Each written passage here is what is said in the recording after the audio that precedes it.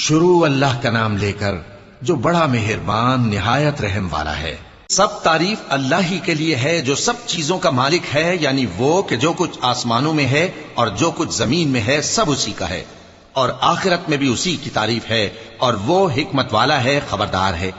جو کچھ زمین میں داخل ہوتا ہے اور جو اس میں سے نکلتا ہے اور جو آسمان سے اترتا ہے اور جو اس پر چڑھتا ہے سب اس کو معلوم ہے، اور وہ مہربان ہے، بخشنے والا ہے۔ اور کافر کہتے ہیں کہ قیامت کی گھڑی ہم پر نہیں آئے گی۔ کہہ دو کیوں نہیں آئے گی؟ میرے پروردگار کی قسم وہ تم پر ضرور آ کر رہے گی۔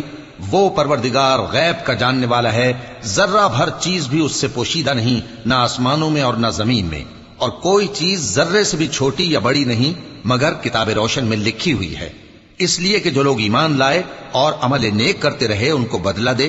یہی ہیں جن کے لیے بخشش اور عزت کی روزی ہے، اور جنہوں نے ہماری آیتوں کے